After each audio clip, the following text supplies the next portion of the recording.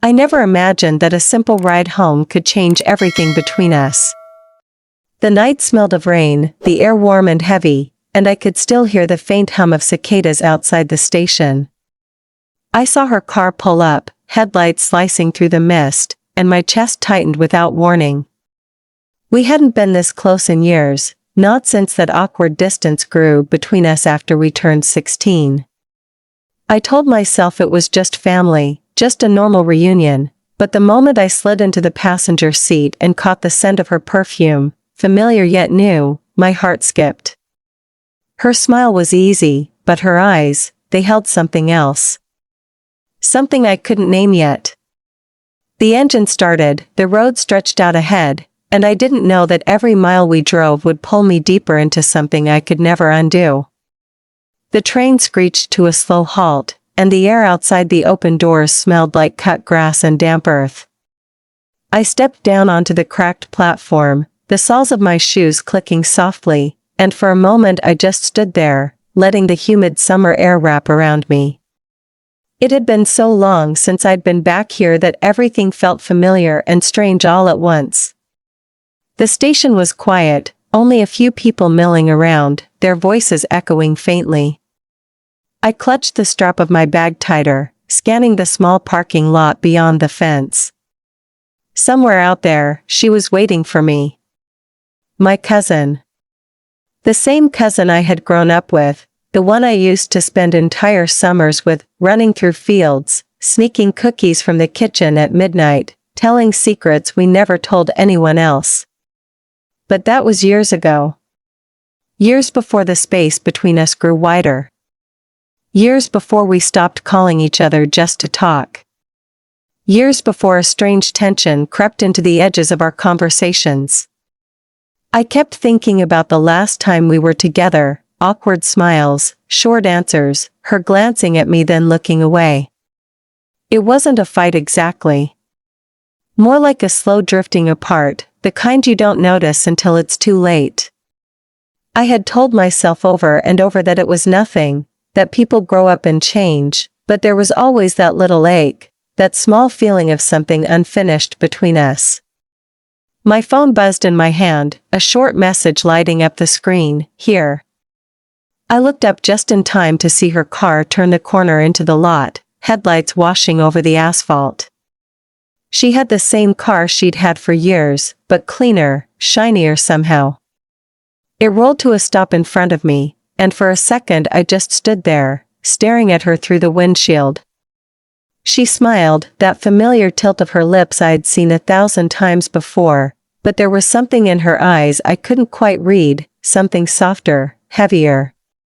I opened the passenger door and slid inside, my bag resting on my lap. The car smelled faintly of vanilla and something floral, a scent that felt both familiar and new. I glanced at her, taking in the little changes, the shorter hair, the way it curled around her face, the tiny silver hoop in her ear that I'd never seen before. "Hey," she said, her voice warm but almost tentative. "Hey," I echoed, suddenly aware of the way my pulse had quickened. The engine rumbled to life, and we pulled out of the lot, the tires crunching over gravel before hitting the smooth road. At first, neither of us spoke. The quiet wasn't exactly uncomfortable, but it wasn't easy either.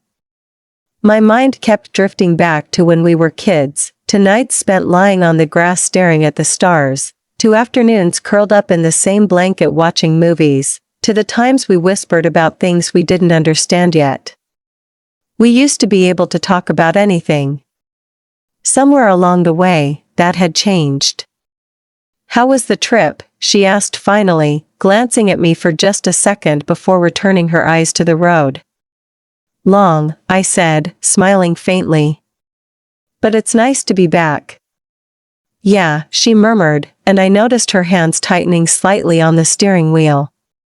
We drove past rows of houses, their windows glowing faintly in the dusk, and I found myself stealing glances at her profile, the curve of her cheek, the way the light from the dashboard painted her skin in soft gold. The air between us felt different. Not bad. Not cold. Just charged, like a summer day right before a thunderstorm. I shifted in my seat, trying to shake off the strange awareness that had settled in my chest.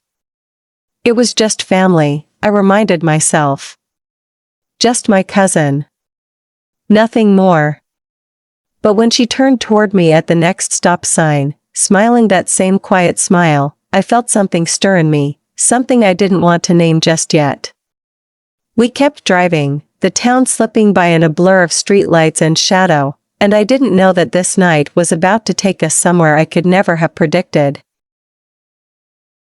The hum of the engine filled the silence between us, steady and low, almost hypnotic.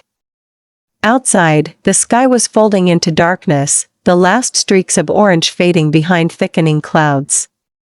I kept my eyes on the blur of houses and streetlights sliding past, but my mind was restless, chasing half-formed thoughts I didn't want to catch.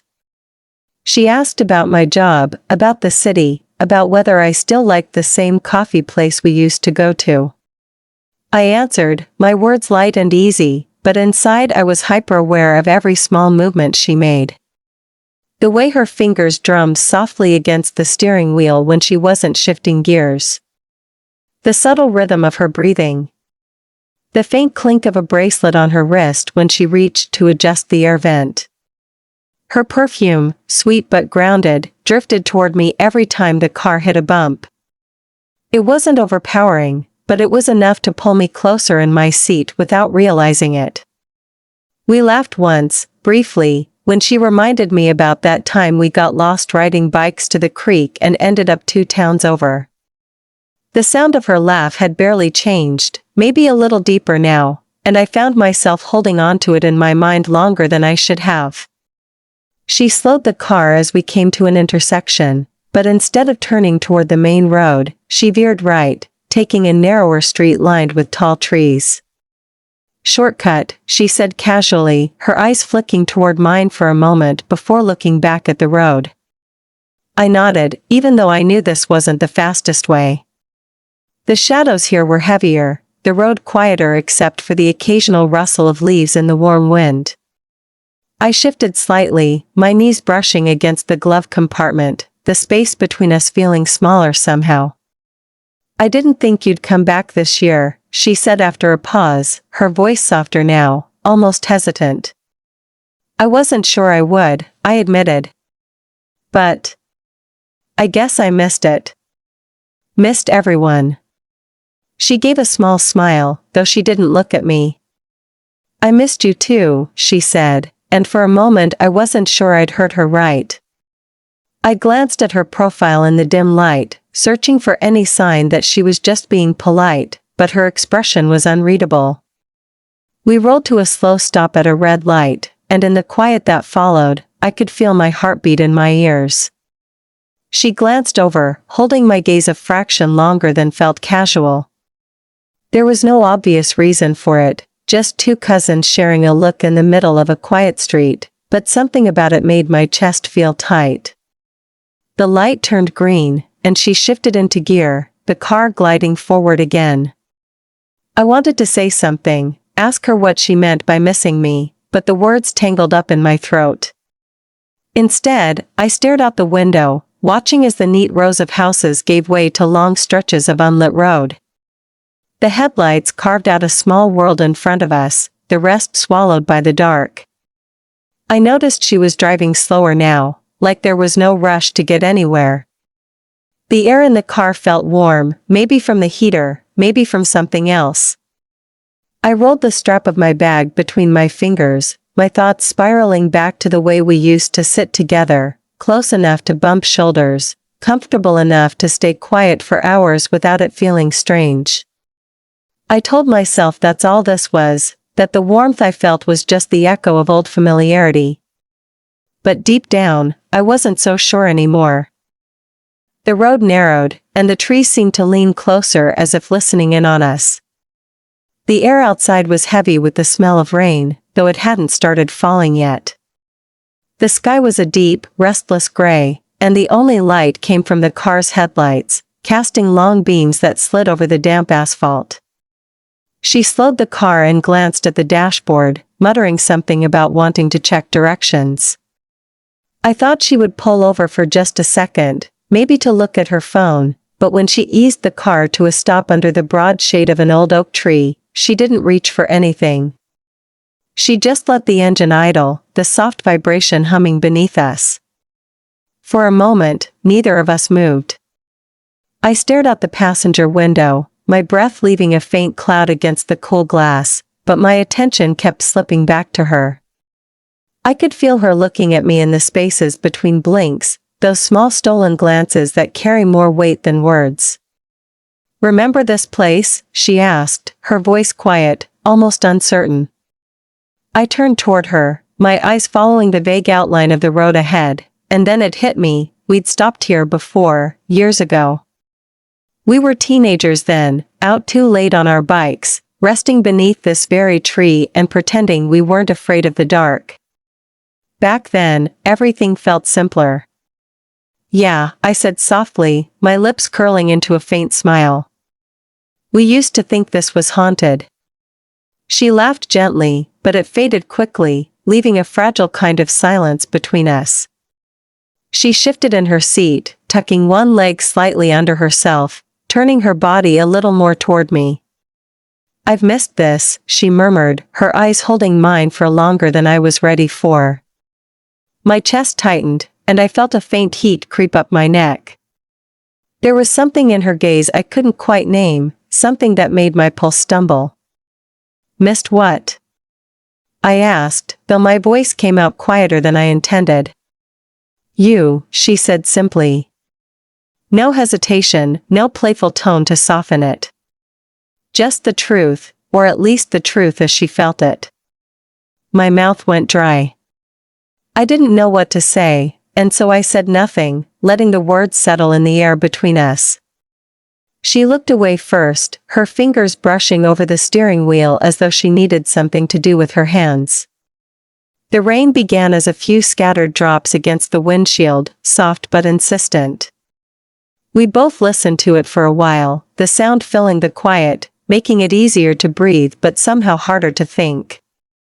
I felt an urge to bridge the space between us, to touch her arm or her hand, but I stayed still, my fingers curling into my lap instead.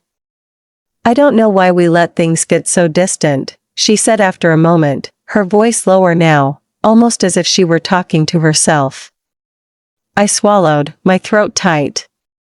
"Life happens," I murmured, though even I knew it wasn't a real answer.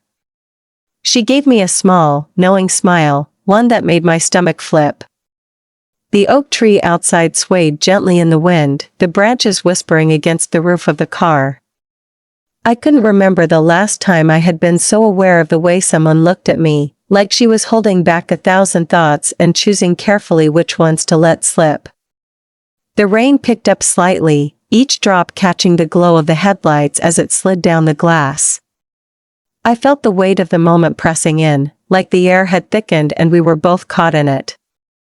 Something had shifted, though I couldn't tell if it was her, or me, or both of us. All I knew was that the thought of driving away from this spot suddenly felt like losing something I wasn't ready to name. The rain softened into a steady, gentle patter, blurring the view beyond the windshield.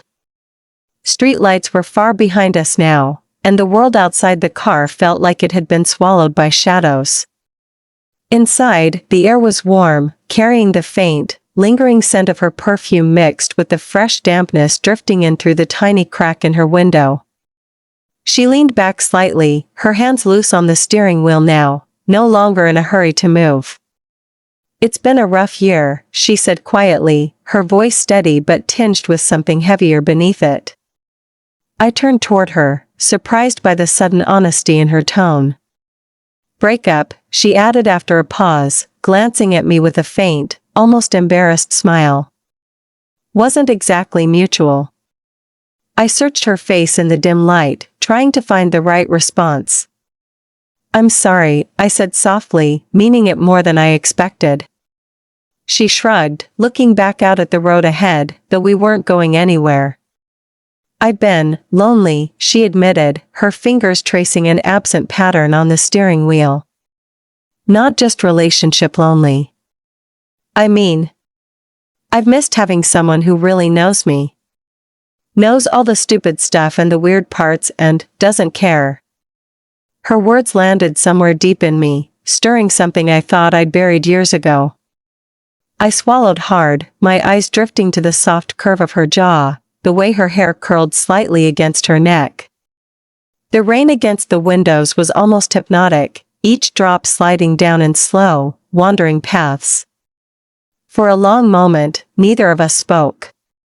I could hear her breathing, slow but uneven, like she was holding back more than she was letting out. Then she reached over, not in a bold or deliberate way, but gently, almost like she'd forgotten she was doing it, and adjusted the seatbelt strap that had twisted near my shoulder. Her fingers brushed the side of my neck, light enough to send a shiver racing down my spine. I didn't move, caught between the impulse to lean in and the instinct to pull away. My chest felt tight, my thoughts too tangled to sort through. You still do that, she said with a faint smile, settling back into her seat. Do what? I asked, my voice lower than before. Get quiet when you're thinking too much. I let out a slow breath, not trusting myself to say more. She tilted her head slightly, her gaze soft but searching, like she was waiting for me to meet her halfway in whatever this was becoming. The world outside the car had disappeared completely now, just rain, darkness, and the halo of our own small light. Every small sound seemed louder, the drip of water from the oak tree onto the roof, the rhythmic sweep of the wipers, the faint click of the engine cooling. I found myself thinking about all the nights we'd spent in spaces like this when we were younger, close enough to share warmth but never crossing the invisible line we didn't talk about. Back then, it felt like that line was fixed. Now, it felt like it was fading, washed thin by the rain and the years and whatever had been building quietly between us since the moment I stepped into her car. I didn't say it out loud, but a part of me knew that if we stayed parked here much longer, we might not be able to step back over it again. The rain grew heavier, soft drumming turning into a steady roar against the roof, blurring the world outside into shifting patterns of light and shadow. The windows began to fog at the edges, the warm air inside mixing with the cool damp from outside, creating a cocoon that felt separate from everything beyond these four doors. She leaned her elbow on the armrest, her body turned slightly toward me now, and her voice softened in a way that made me feel like we were back in those summer nights of our teenage years. We started talking about things no one else would remember, the silly games we made up as kids, the made-up words we invented that only we understood, the time we got caught sneaking cookies at 2 in the morning and tried to blame it on the cat.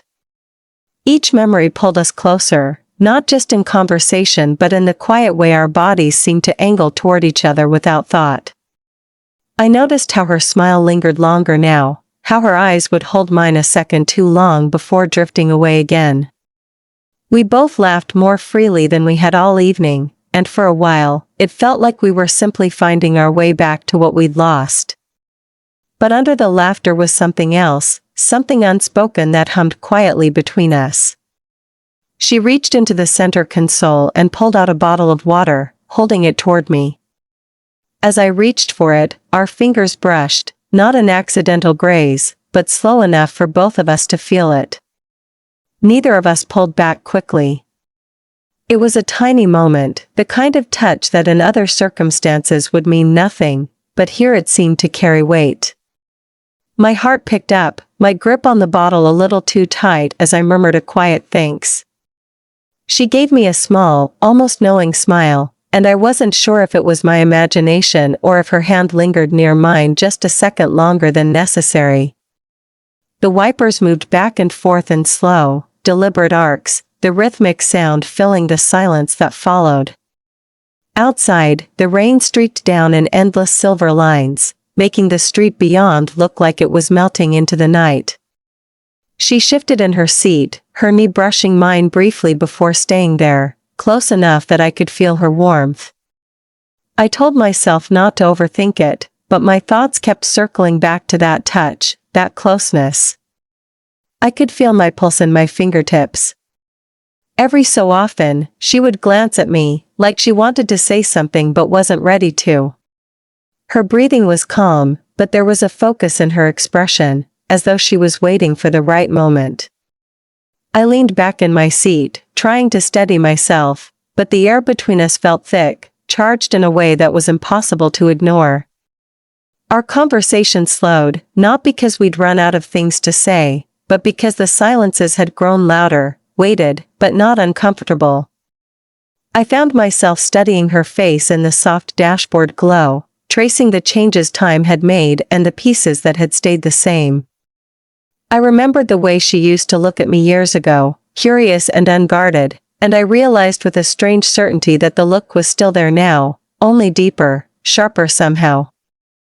In that moment, the rest of the world felt far away, and I couldn't tell if I was afraid of what might happen next, or quietly hoping for it. The rain outside had softened again, a slow whisper against the glass, but inside the car the air felt heavier than ever, as if every unspoken word between us had settled there, filling the small space until it was hard to breathe. She was quiet for a long time, her eyes on the dark road ahead even though we weren't moving. I could hear the faint hum of the engine, the occasional tick of the cooling metal, and the steady rhythm of my own heartbeat in my ears.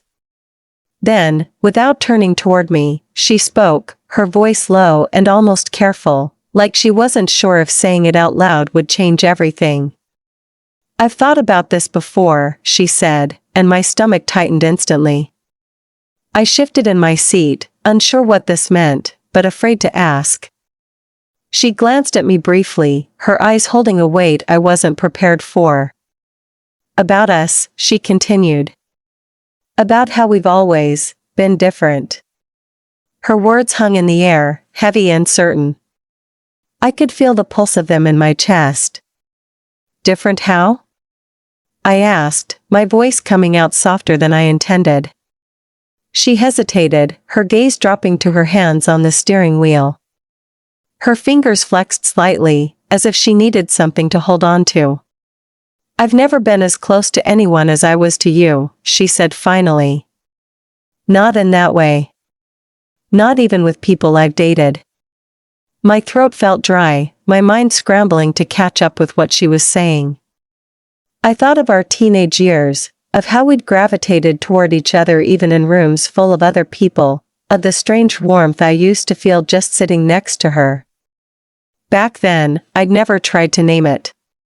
Now, in the close heat of this car, it felt impossible to ignore. "You're my cousin," I said softly, not as an accusation but as if I was reminding both of us. She nodded once, her eyes steady on mine now. "I know. And maybe that's why I never said anything." But it never made the feelings go away. My breath caught at her words, and for a moment I forgot to blink. There was no smirk, no teasing edge to her tone, it was pure honesty, stripped of any attempt to make it lighter. The honesty of it made my skin prickle. I didn't answer right away. Instead, I looked at her face, searching for something, doubt, hesitation, anything that might tell me she didn't mean it. But all I saw was the same softness I remembered from years ago, only now it was sharper, more deliberate. "I don't know what to say," I admitted finally, my voice barely above a whisper. She smiled faintly, but it wasn't the kind of smile that came from amusement, it was one of quiet relief, like she was just glad I hadn't pulled away completely. "You don't have to say anything," she murmured. "I just wanted you to know." The silence that followed was unlike any we'd shared before. It wasn't filled with distance, but with an electric stillness that seemed to hum in the air between us. My hands itched to move, to do something, anything, to break it, but I stayed frozen, caught between wanting to step back into the safety of what we were and wanting to lean into the dangerous pull of what we could become. Her eyes flicked down toward my lips before meeting my gaze again, and that tiny movement made my chest ache with a mix of longing and confusion. I didn't know where this was going, but I knew with an unshakable certainty that the road back to how things used to be had already disappeared behind us. The night seemed to press closer around the car, the rain having thinned to a soft mist that made the glass look almost frosted under the dim yellow wash of the overhead light. Neither of us had spoken in several minutes, but the quiet wasn't empty, it was thick, weighted with everything she had just confessed and everything I was feeling but didn't know how to voice. I could hear the faint ticking of the hazard light button she must have pressed without thinking, the rhythmic beat matching the slow thud of my own pulse. She shifted slightly in her seat, her knee brushing against mine, and this time she didn't move it away. The warmth of that touch spread through me, subtle but impossible to ignore. I stared at my hands resting in my lap, my fingers fidgeting with the edge of my sleeve, trying to ground myself. When I finally glanced up, she was already looking at me. There was no hesitation in her gaze now, no hint of her trying to pretend this was anything less than what it was. The air between us felt almost alive, vibrating with a tension I could neither escape nor fully lean into. She exhaled softly, the sound almost a sigh, and without a word she reached over and let her fingertips brush mine. It was such a light touch, but it sent a shiver straight through me. I didn't pull away. In fact, I found myself turning my hand just enough that our fingers could rest together, not holding exactly, but close enough to feel the warmth of her skin against mine. My chest tightened, not with fear but with the dizzying awareness that this was a moment I'd never be able to take back. I studied her face in the faint glow from the dashboard, the curve of her cheekbone, the shadow of her lashes, the softness at the corner of her mouth. Her eyes were locked on mine, and there was a quiet plea in them, one that didn't need words. I knew she was giving me the choice, letting me decide if this stayed as unspoken tension or became something real. My breathing was shallow, my heart pounding hard enough that I wondered if she could hear it. Outside, the rain made faint tapping sounds as it slid down the glass, the rest of the world muted and far away. She leaned in slightly, not enough to close the distance but enough to make me feel the shift in the air, the subtle magnetism pulling us toward each other. I wanted to speak, to say something that would make sense of the storm inside me, but nothing came. Instead, I found myself leaning imperceptibly closer, my hand relaxing into hers just a little more. The car felt smaller now, as though the space around us had contracted to fit only the two of us and whatever this was becoming. My skin felt warm, my mind a blur of images and memories, her laugh in the summer sun when we were teenagers, the way she used to nudge me with her shoulder when I was sulking, the late-night talks where we shared secrets we swore we'd take to our graves. Only now those memories were layered with this sharp, new awareness that we had crossed into something different. Neither of us spoke, and maybe that was what made it so intense, the realization that words couldn't soften or dilute what was happening. All I knew was that if she moved even a fraction closer, I wouldn't stop her, and that thought both terrified and thrilled me in equal measure. The mist outside had thinned into nothing, leaving the night clear but still cloaked in darkness. The quiet hum of the engine was the only sound between us as we finally pulled away from the oak tree, the tires rolling slowly over the damp road. Neither of us said much, but the silence wasn't the same as before. It was heavier, full of everything that had been said and everything that hadn't. My mind replayed each moment from the last hour, the way her voice had softened when she admitted she'd thought about us, the way her fingers had lingered against mine, the quiet look in her eyes like she was seeing me for the first time in years and yet somehow had never stopped seeing me at all. Street lights appeared again in the distance, casting long golden streaks across the hood of the car. I kept staring at the light as it passed over us, almost relieved for the distraction, almost wishing we could stay in the dark just a little longer. She drove slowly, like she wasn't ready to get back, her fingers loose on the steering wheel, her gaze shifting toward me now and then in glances she didn't bother hiding. I could feel the pull of those glances, each one stirring the strange mix of warmth and unease inside me.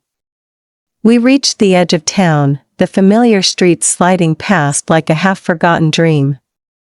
My chest ached with the knowledge that the moment we stepped out of this car, the world would be waiting for us again, with its rules, its judgments, its reminders of who we were supposed to be to each other.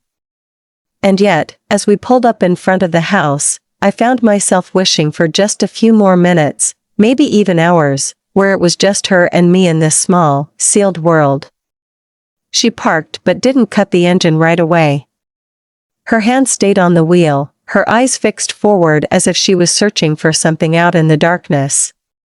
"I'm glad you came back," she said finally, her voice low and steady.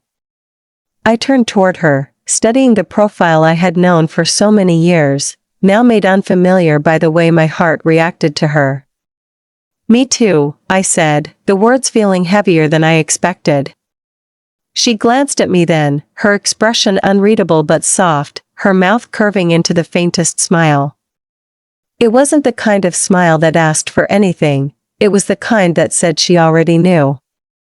We sat there for another moment, neither of us moving, as though getting out of the car would break something fragile we'd just built. Eventually, she turned off the engine, and the sudden quiet made my heartbeat sound loud in my ears. I reached for the door handle, but she spoke again, softer this time, almost like a confession. "No matter what, tonight happened." I froze for a second, letting her words settle in me. They weren't a question. They weren't even an invitation. They were a truth, and one I knew I would carry with me for a long time. I stepped out into the cool night air, the scent of wet earth rising up from the ground, and as I walked toward the door, I didn't dare look back, not because I didn't want to, but because I knew that if I did, I might not go inside at all. And maybe, a part of me wished I wouldn't. In the days and nights that would follow, I knew the memory of that drive, of that parked moment beneath the oak tree, of the soft brush of her fingers against mine, would return to me again and again. Some things happen quietly, without warning, but leave marks that never fade. And this, whatever this was, had marked me in a way I couldn't undo. If you've ever had a moment that shifted the ground beneath your feet and left you wondering what you would do if you could live it again, I'd like to hear it. Share your story. If this story touched your heart or made you think about those moments that change everything, don't forget to like the video and subscribe for more powerful, emotional stories. Share your thoughts in the comments, your own experiences, your feelings, or what you think happened next. Your voice matters here, and I'd love to hear it. Turn on notifications so you never miss the next chapter of stories that speak straight to the heart.